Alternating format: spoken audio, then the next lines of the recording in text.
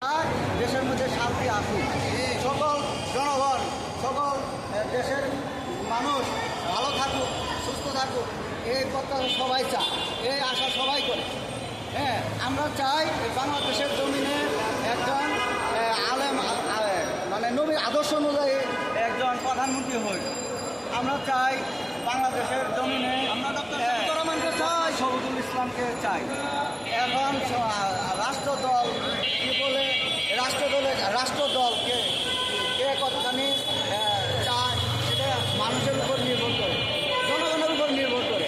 এখন আমরা চাই, বেশিরভাগ লোকই চাই আমরা রাষ্ট্র পরিচালনা করুক, আমাদের এই বাংলাদেশের রাষ্ট্র পরিচালনা করুক ইসলাম। আমরা দাড়িওয়ালা মার্কা নিয়ে আমরা এসেছি, দাড়িওয়ালা মার্কায় আমরা ভোট দেবো, জয়যুক্ত করে দেশের জনগণ দাড়িওয়ালা মার্কায় ভোট দিয়ে জয়যুক্ত করে ডক্টর ইসলামকে সংসদে দেখতে চায় ইনশাআল্লাহ। আচ্ছা, সরকার এবং যাদেরকে এবং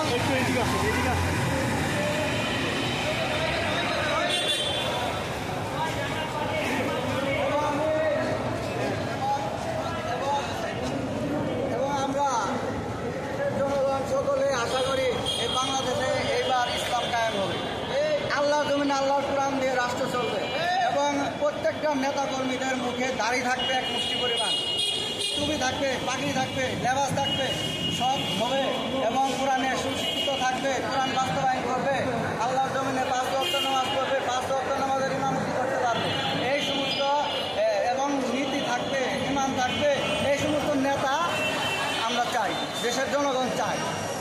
আমরা একটু জানতে চাচ্ছি, যদি সরকারের পক্ষে যদি গণভোটের সিদ্ধান্ত না নেয়, আপনারা তখন কী করবেন? বাংলাদেশের জনগণ এই কথা মানবে না, যে কেউই বলুক, বাংলাদেশের জনগণ এই কথা মানবে না, জনগণ মানবে না, আন্দোলন নামার জন্য বাধ্য হবে, রাস্তায় বাধ্য হবে। কারণ ইসলামিক শাসনতন্ত্র ছাড়া, ইসলামিক আইন শাসন ছাড়া এই দেশের মধ্যে কোনোভাবেই শান্তি আসবে না।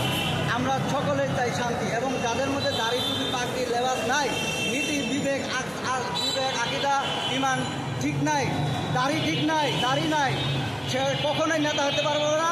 এবং বাংলাদেশের মধ্যে এরকম নেতা কর্মী আমরা চাই না, জনগণ চাই না।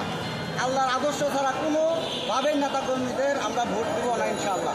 রাসূলের আদর্শ যার মুখে থাকবে, রাসূলের আদর্শ অনুযায়ী যে চলবে, রাসূলের সুন্নত তরিকায় যে চলবে, আল্লাহর কোরআন বাস্তবায়ন করবে, আল্লাহর কোরআন অনুযায়ী দেশ চালাবে, তাদেরকে আমরা দেখতে চাই রাষ্ট্রের প্রধান।